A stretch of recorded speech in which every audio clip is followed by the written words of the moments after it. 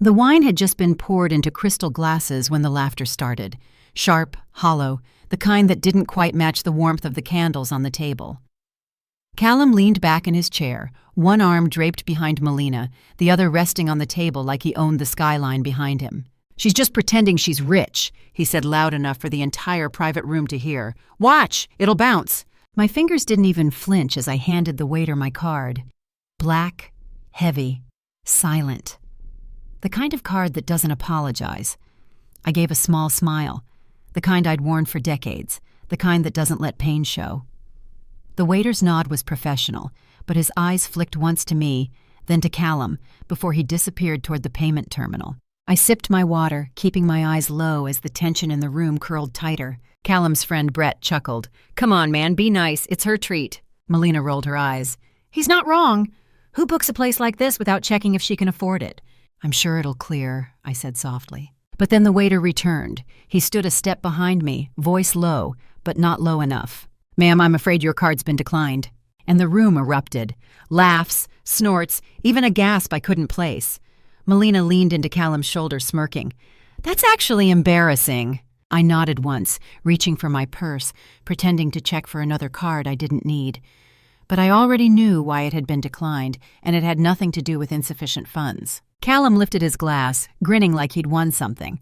"Told you." The air felt suddenly colder, like someone had opened a window we couldn't see. I folded the card back into my wallet. Calmly, precisely. The waiter stood frozen, clearly unsure if he should step away or stay to help. "I think," I said, standing slowly, "it's time someone remembered how this building got paid for in the first place." I didn't sit back down. The laughter still hung in the air like smoke, thick and stale. Callum was too busy enjoying his moment to notice the look on my face. Or maybe he noticed and just didn't care. That's the part that stung the most. There was a time I couldn't afford to laugh. Not when my hands were raw from morning shifts at the bakery, kneading dough before the sun came up. Not when I stood at the register all day, smiled through backaches, and closed up alone after dark. I was 29 when I buried his father. Callum was 9. I remember holding his hand at the cemetery and promising him he'd never feel the kind of hunger I had known as a child. And I kept that promise, even when it meant pawning the last piece of jewelry I owned that still smelled like love. That ring bought Callum his first office chair, the one he used to pitch his first big idea. He doesn't talk about that anymore. These days, it's all equity, tech conferences, and friends who drink cocktails with herbs I can't pronounce. These kids, his friends, they used to sleep on my couch, eat my casseroles, and leave their socks everywhere. I'd pack them lunches in foil and lie, saying I had already eaten. I was proud of them then, all of them. But somewhere between dorm rooms and investment rounds, they forgot I was more than a woman who poured coffee. Maybe I forgot too. Melina caught my eye for a split second, then looked away like she'd just remembered she left the oven on. She wouldn't meet my gaze again. Callum tipped back the rest of his drink, signaling the waiter like he was summoning a servant. I reached into my bag and pulled out a folded envelope. Nothing flashy, just standard white, creased from where I'd kept it too long. It held more than money. Melina didn't even try to whisper. "You maxed it out buying wine again," she said, lips curved in that practiced, polished way women wear when they've decided you're beneath them. Her voice carried just far enough for the next table to glance over. Someone, probably Brett, snapped a photo from the far end. Laughter followed, the kind that hides boredom and cruelty. I didn't flinch. Not outwardly, but under the table I felt my thumb pressing hard into my palm, grounding myself in a way I hadn't needed to in years. I'd spent decades folding myself into corners so others could shine, letting people underestimate me, letting them forget who built what they now stood on. No one at that table knew this building once bore my name on its deed. 3 years ago, I sold it quietly during the redevelopment phase. It was a calculated decision, one that funded the expansion of my last project and ensured a retirement most people only dream of. But I kept a clause, a small one. Just 10% equity buried in the paperwork, tied to long-term payouts and naming rights. My attorney warned me not to walk away without leverage. Tonight, I finally understood why. I slipped my phone from my bag and typed to her, release clause. The message sent without hesitation. Simple, quiet, like I've always been. Callum was too busy making some joke about startup life to notice. Melina checked her lipstick in the reflection of her butter knife. They didn't know the difference between quiet and broke, between modesty and invisibility. The waiter returned with a new wine bottle. Not for me, I hadn't touched my glass. Callum grinned. Don't worry, Mom, I've got this round. I smiled then, just a little. How generous, I said, keeping my voice calm. Across the room, a man in a dark gray suit stepped out from behind the host stand. His eyes met mine, and I nodded once. Thomas Chin, general manager, he'd gotten my text. I remember the sound of cleats hitting the hallway floor. Callum, 11 years old, bursting through the door with grass stains on his knees and joy in his eyes. His uniform was soaked in sweat and dirt again. I never scolded him. I just filled the sink, rolled up my sleeves, and scrubbed until my fingers ached. He only had one jersey. One. I washed it every night so he'd never miss a game. I patched holes with dental floss once when I ran out of thread. His backpack was a hand-me-down from a neighbor's kid, the zipper held together by safety pins, until I finally learned how to sew it shut properly. He never noticed how many meals I skipped to keep gas in the car for tournaments, or how many early mornings I stood outside the cafe downtown, delivering muffin boxes while the world was still asleep. He knew the bakery had been mine. He just didn't see what it took to keep it open, or what it cost me to let it go. When he turned 23, Callum came to me with a dream and a shaky business plan. He needed seed money. The bank said no. Investors laughed. I didn't. I remortgaged the house, quietly sold the last stake in my bakery. I told him, go build something you're proud of. He hugged me, promised to make me proud, and never once asked where the money came from. I didn't mind then. I told myself it didn't matter, that love was supposed to be invisible, that a good mother gives and doesn't keep score. But tonight, I watched that same boy, now a man in a tailored suit, laugh at me over a dinner I paid for, in a building I once owned, in front of people I once fed. And for the first time, I wondered if giving everything without explanation had left him thinking there was nothing to respect. I looked toward the entryway. Thomas was on his phone now, stepping closer. My fingers hovered over the envelope beside my glass. Callum leaned back like he was teeing up a final punchline. Let's settle this, he said, pulling out his phone and waving it like a mic. Show us your bank account balance. A few of his friends chuckled. Melina didn't even try to hide her smirk this time. I stayed silent, staring at the white linen tablecloth, the glass of untouched water in front of me, the sliver of moonlight slipping through the tall windows. Then slowly, I stood. I didn't need to raise my voice. The room had already hushed itself. I reached for my purse, the same one Callum once bought me for Mother's Day when he was still sweet and unsure. I opened it, pulled out the thin leather folder, and placed it gently on the table. No grand gesture, just paper, but the kind that carried weight. Callum narrowed his eyes. What's that? I opened it and slid out 2 documents. The first was the original property agreement for the building we were sitting in, my name still etched in the notarized stamp. The second was a printed statement from the restaurant group's financial department, a summary of $750,000 in pending deferred equity payouts owed to me. Not in dispute, not under review, just waiting. Callum froze. Brett sat forward. Even Melina blinked, like someone had just turned the lights on. And then came the footsteps. Thomas Chin, the general manager, burst into the room, a sheen of sweat at his temples. Ms. Easton, he said, breathless. I'm so sorry. I just heard the card. It wasn't declined due to funds. Our system recognized your account name. Our accounting department flagged the transaction. He paused, glancing at the documents already on the table. We still owe you from the redevelopment fund. That's why it was rejected. We can't charge a vendor we're behind on. The room went dead silent. The air once filled with mockery now held something sharper, respect laced with shame. I looked at Callum. He didn't speak. Neither did I. Because now the next move wasn't mine. It was his. I didn't touch the folder again. I left it right there on the table, plain as truth. Let them read it if they dared. Callum hadn't moved. His jaw was tight, his hands now shoved under the table like they could hide his discomfort. Melina sat frozen, fingers still curled around her wine glass, though she hadn't taken a sip in minutes. I thought back to the first contract we ever signed together. Callum and me, partners in a future only one of us truly believed in. He was 25. All vision and energy, but no collateral. I brought the collateral, I always had. In that first funding agreement, I'd insisted on a single clause buried deep in the legalese. If my shares were ever omitted from public filings or investor decks, I had the right to withdraw financial and advisory support immediately. At the time, he laughed.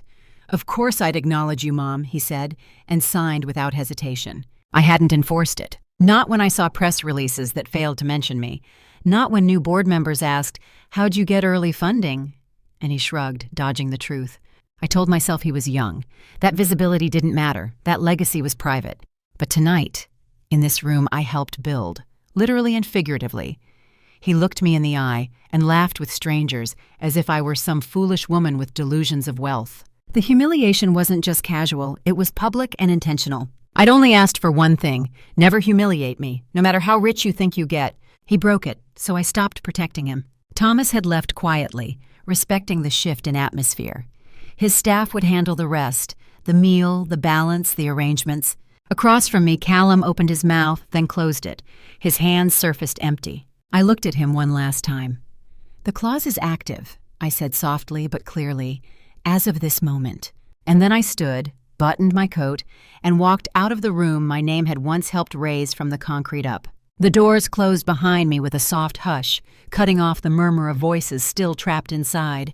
The night air was crisp, the kind that wakes you up, even if you never truly fell asleep.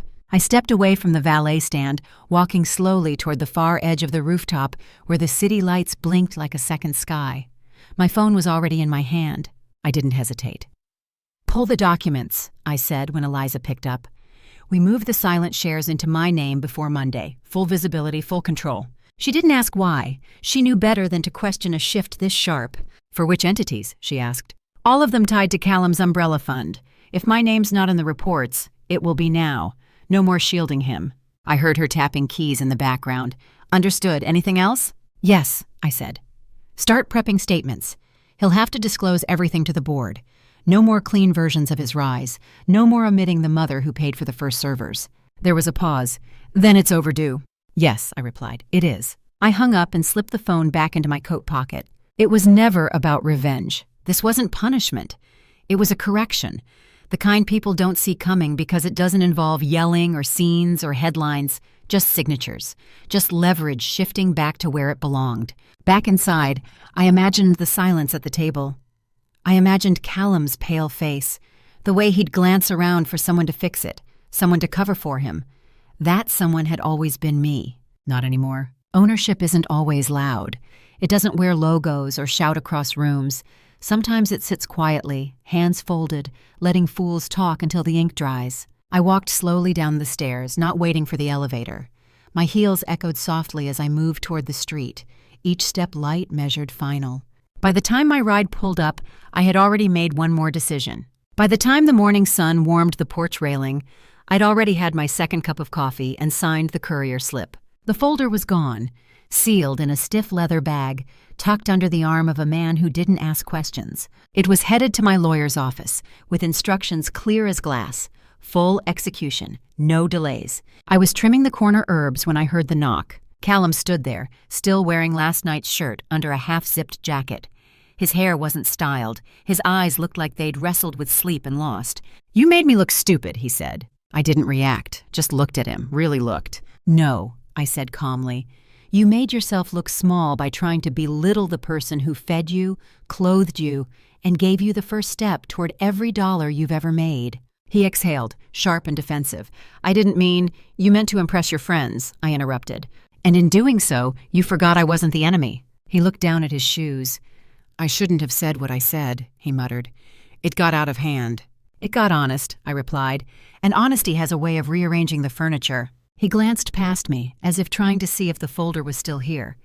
"Can we talk?" I nodded and stepped aside, letting him in. He didn't know that the terms had already been triggered, that his board would be notified by Tuesday, that his carefully curated image of a self-made man was already cracking under the weight of what had always been true. We sat across from each other, the coffee between us growing cold. He started to speak, but I raised a hand. "This time," I said, "you'll listen first." And for once, he did. After Callum left, I sat in the quiet and listened to the creak of the old floorboards beneath my feet, the same floor he once crawled across in onesies with jam on his cheeks. Back then, I thought love was enough to make respect permanent. I know better now. That afternoon, I called my estate attorney. "I'm updating everything," I told her, "effective immediately." She didn't need an explanation. The papers arrived by evening courier. Callum's name had been on every version of my will for years. Defaulted, unquestioned, expected. But today, I drew a neat single line through it. Instead, I filled the space with a name that made me smile: Maribel Cross. She started as my dishwasher when she was barely 22, working nights while raising a daughter alone. Never once late, never once ungrateful. When I opened my second bakery location, I handed her the keys. She didn't ask for them, she earned them. Maribel still calls on the first of every month just to say thank you. She sends me photos of her little girl's school projects. On my birthday, she brings flowers from her garden.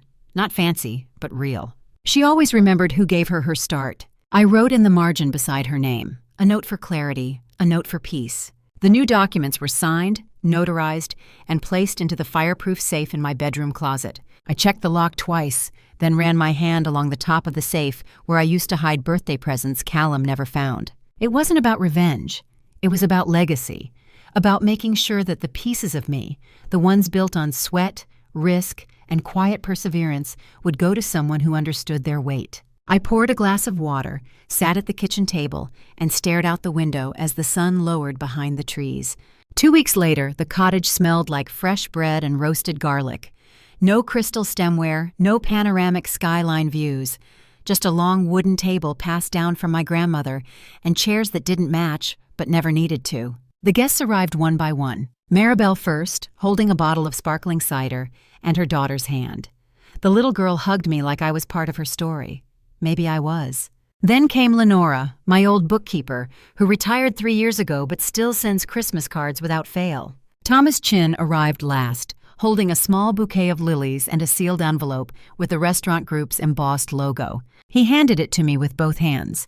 "Payment in full, Ms. Easton," he said softly, "and a personal thank you from our board." I placed the envelope beside the butter dish untouched.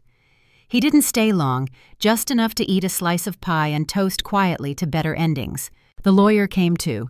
She brought no paperwork this time, only laughter and the same cornbread recipe we once baked. After signing the final deed transfer, Callum wasn't invited. There was no announcement, no explanation, just a clean absence. His name didn't belong on this list. Not tonight. We passed dishes down the table without needing to be told.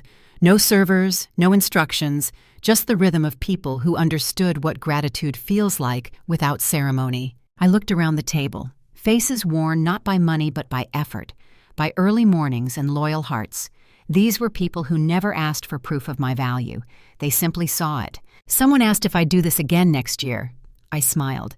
"Next year I'm celebrating my birthday," I said. "Somewhere quiet, somewhere honest." The candlelight flickered against the glass window, catching the soft shadows of hands reaching for bread, shoulders brushing, people leaning in, not to perform but to be present. I poured one more glass of cider and raised it slightly toward the middle of the table, where no one had to fight to be seen. No stage, no spotlight,